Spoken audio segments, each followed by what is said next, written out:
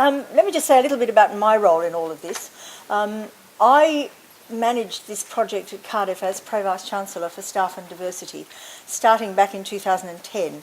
So we started a year later than you, and I guess we're just about a year behind where they're at as well. So that's interesting. I remember talking to Peter Barrett, who was one of the people who did the original workload work for the Leadership Foundation, some time back when the project was beginning, and he said to me, "Oh, it'll take you 5 years," and I thought, "Oh yes, go on, you know. It's going to take 5 years." And actually I retired in the middle of it, so I'm still there. So if you take these things on, what Alistair said about perseverance, you know, and senior management, this continues. When the new Vice-Chancellor was appointed and arrived in September last year, the first thing he asked me to do was to stay and finish the Workloads project. So you don't ever get to finish. That's the important thing. Anyway, I think I've said some essentials in retrospect, because when I look back on it, I can see some things that we might have done differently earlier on, although given the changes in the structural organisation of Cardiff University over that period, I'm not actually sure whether we could have done them sooner. We started working with academic staff and with sort of grassroots people and consulting and talking to them and building it up from there. In our relationship, or developing relationship with UE over the last little while, we've taken on board a lot more of their administrative processes and included much more planning, research and consultancy and our IT division. And those things I think would have been very helpful a bit sooner had we built them in. We certainly had HR and finance in there from the beginning, and planning to some extent. But what everybody has said about senior academic leadership, I think, is absolutely key. And engagement and perseverance. I mean, all of those things. You can't do it without that. And one of the important things for us, I think, has been to build a team of people, including that academic leadership and the HR finance planning, that group, and get them to be seen as a group who are working as a team for the benefit of the organisation, because there were real divisions there, and bringing those together has been very, very important. We would like all our data collection systems to be able to be linked with an all-university system for allocating and recording workload. We certainly were not in a position 4 years ago to have done that. And our data collection systems are developing very rapidly at the moment, but they probably won't be there till the middle of next year in most cases either. So I think across the sector we have not been terribly good at having the kinds of data collection systems that would mesh with these things, and that's something to take into account as you go. I think consultation, John just mentioned this, but consultation with the staff and the union throughout has been an absolutely key part of where we've got to at Cardiff. Being prepared to sit and listen, being prepared to let people tell you how long they think it takes them to do things, making sure that the tariffs that you allocated are connected to those discussions has been absolutely central, and I do not think we'd have got the buy-in that we have ultimately, I think, got without taking the time to do that. So it's been a long and time-consuming process around those issues. Everybody's talked about the benefits already, but I think you probably can't reiterate them enough. A robust evidence base for both costing and pricing academic work and managing resource, I think, is really key. And I'm not sure that TAS has ever provided that for the sector.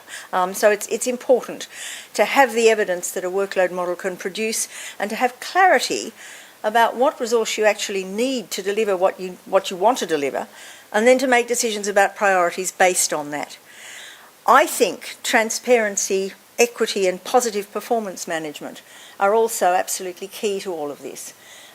You've got to line those things up with strategic goals and directions in a way that I think most parts of the sector are still not doing well, including Cardiff. I mean, we have a lot more work to do on our appraisal and probation processes around those issues.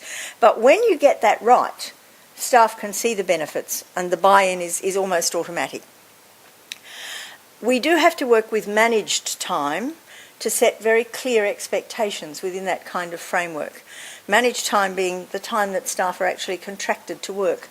And of course that's a big issue with academic staff workload, because most people work a lot more than managed time. So the tightrope that you walk to deal with managed time alone and to deal with the rest of the issues around that is something I'll come back to. And of course then you get from this, if you can get it right, the added benefit of being compatible with track and being able to report accurately to government and funders about what academic staff and universities are actually doing, which would be a very helpful thing for us all to be about. We have got some specific issues at Cardiff. We are a Russell group with a medical school and a lot more vocational teaching than many Russell groups have. I won't go through those to save time, but there is a lot of it, and it does require a particular kind of workload management in relation to accreditation and the NHS and all sorts of other issues. We also have, for our sins, signed up to a 35-hour academic week, which is less than everybody else has got, by quite some time, about 150 hours a year. So that requires some real negotiation when you're trying to deal with these things. It gives us effectively 1,510 managed hours a year, as opposed to 1,650, which is just about the norm. Yeah, so that's an issue. And we have got 3 quite clear career pathways these days, which we developed in the course of doing the Workloads project: the teaching and research pathway, teaching and scholarship pathway, and research only. And all 3 of those contracts are dealt with within the workload management process, but have to be, of course, dealt with differently.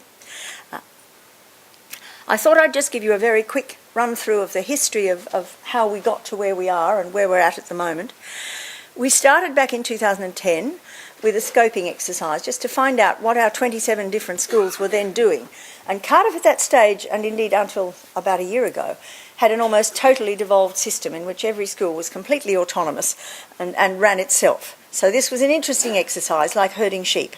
But we found that we had 27 different models, if there were any at all, and that they were all reporting and doing everything differently in every part of the university. So it was a massive job to begin to tackle that and bring that group of people together.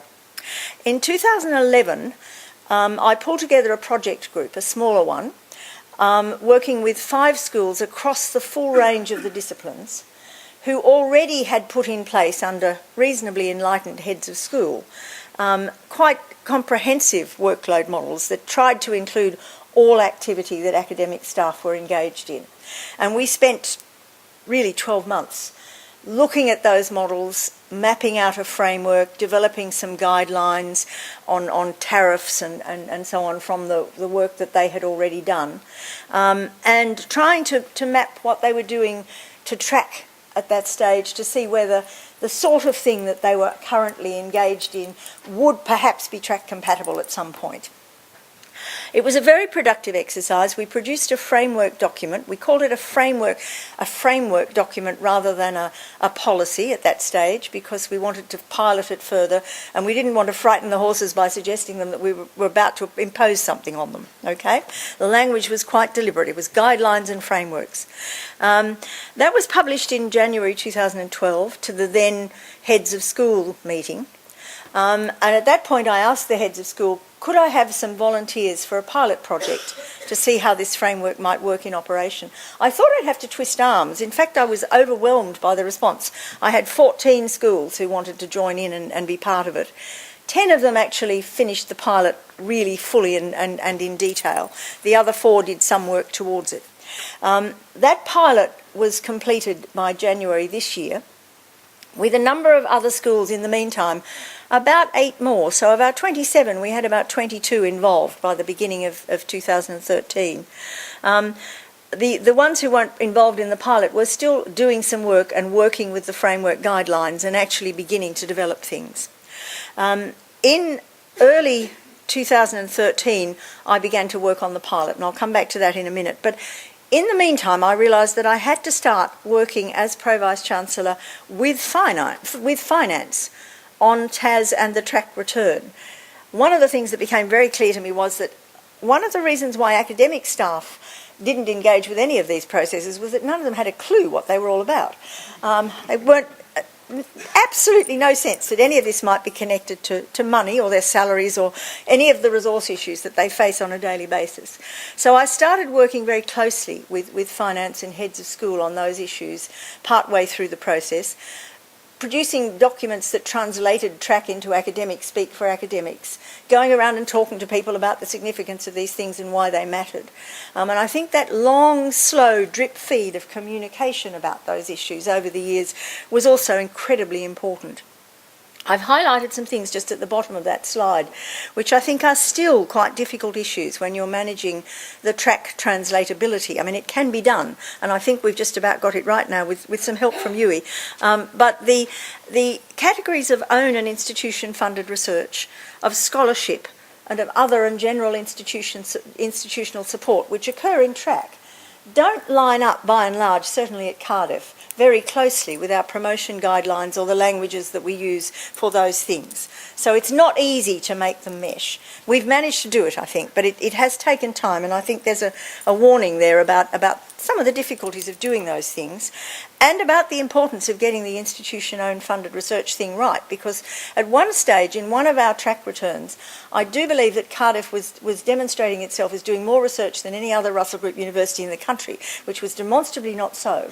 And this was because staff were writing down every time they read a book as institution or own funded research. So I mean, that's the sort of thing you were dealing with.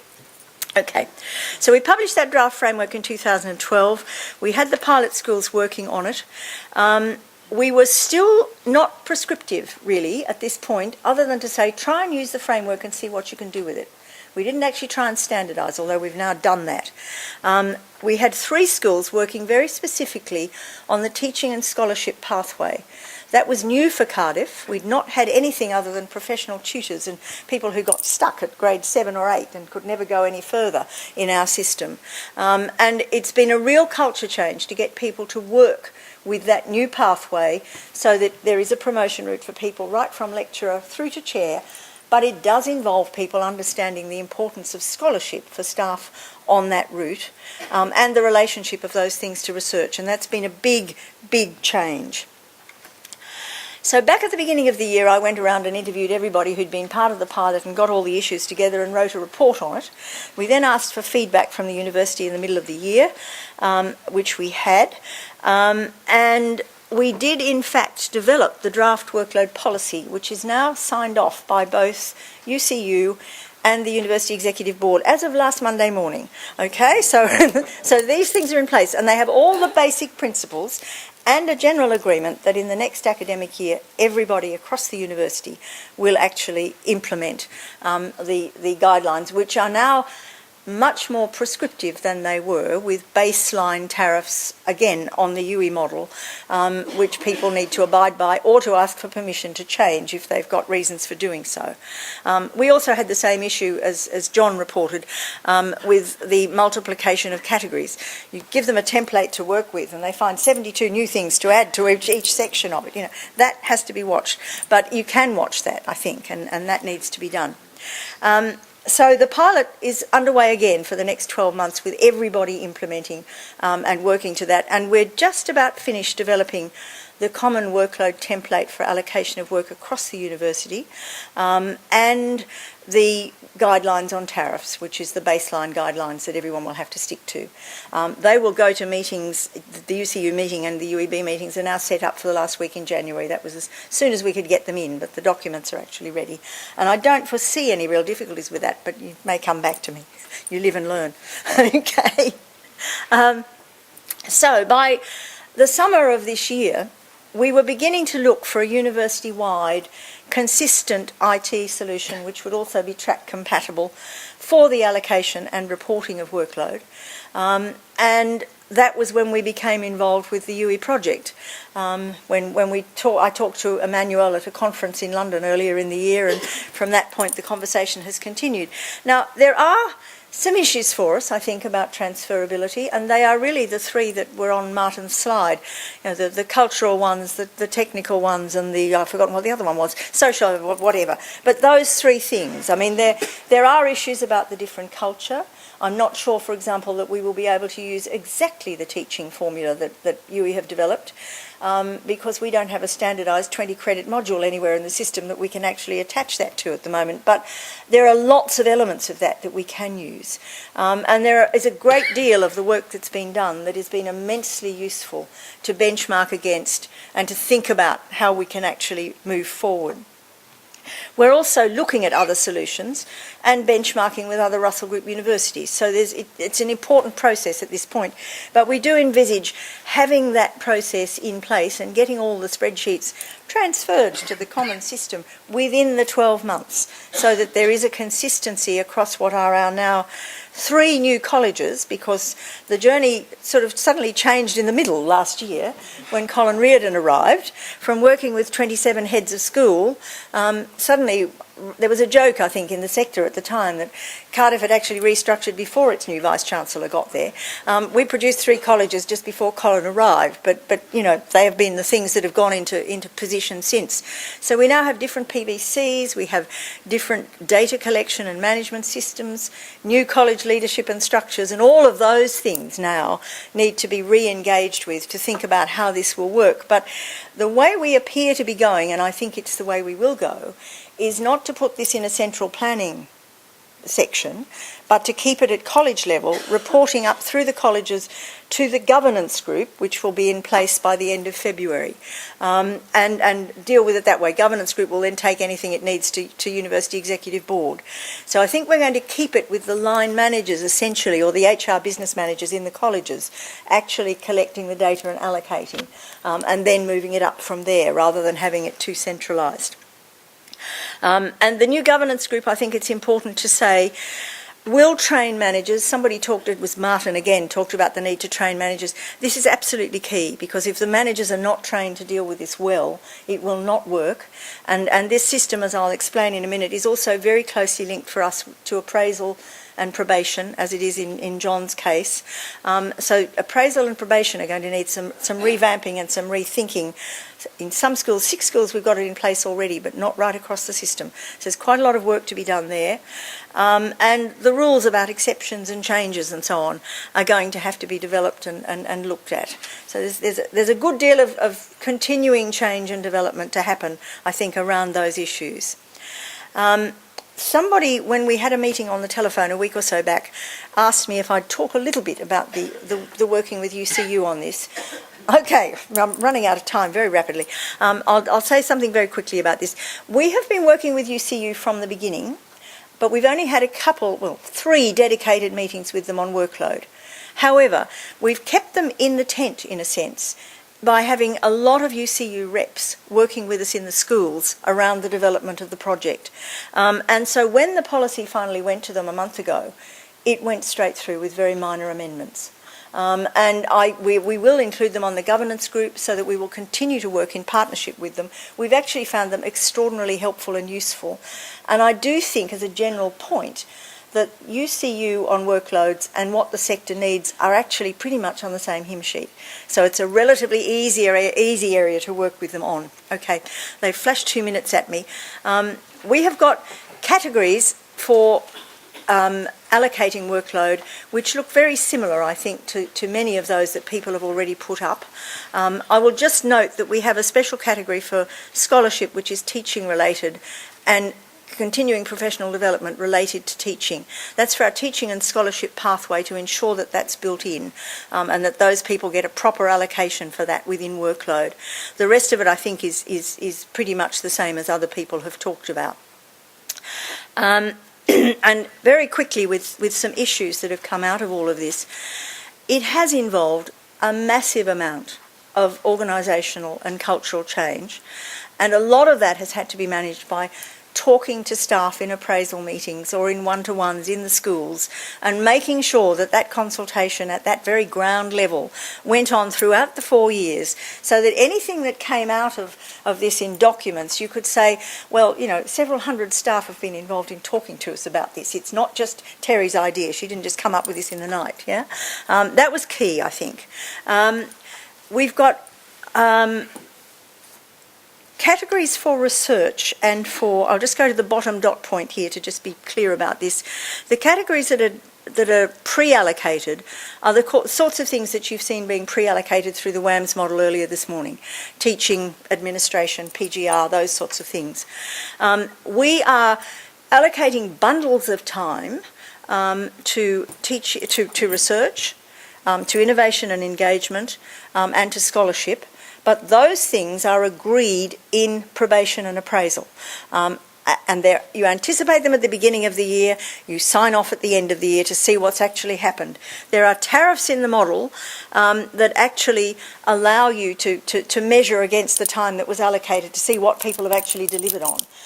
And so that is a pre-allocation and a post-review kind of activity on all three of those things. And it's still very much in the experimental cycles, although it seems to be working very well where it's in place. Okay.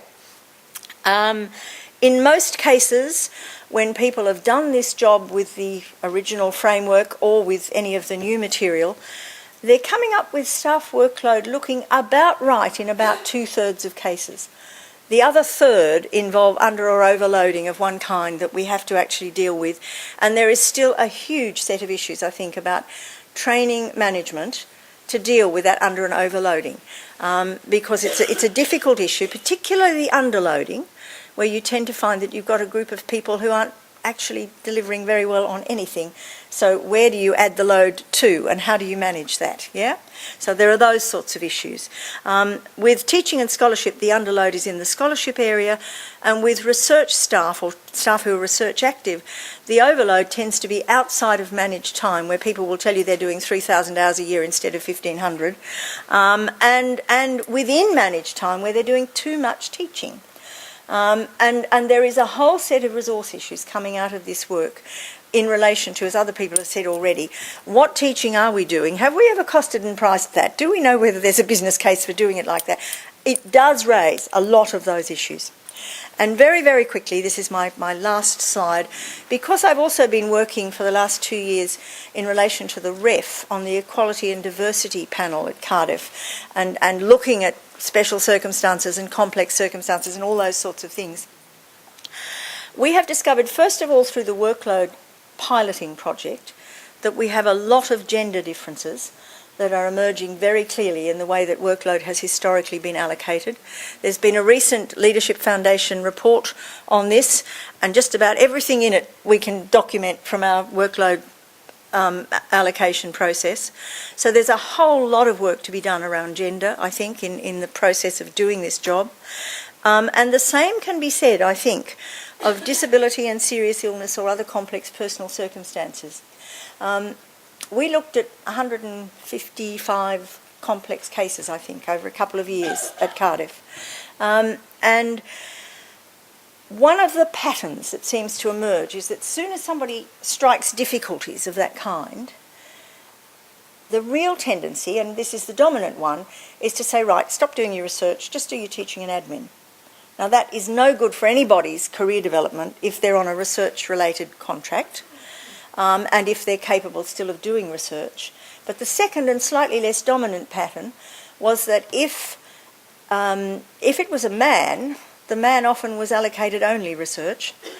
If it was a woman, the woman was often allocated only teaching and admin. And I just leave that with you. There are a lot of implications coming out of this work that we all need to be looking at very seriously.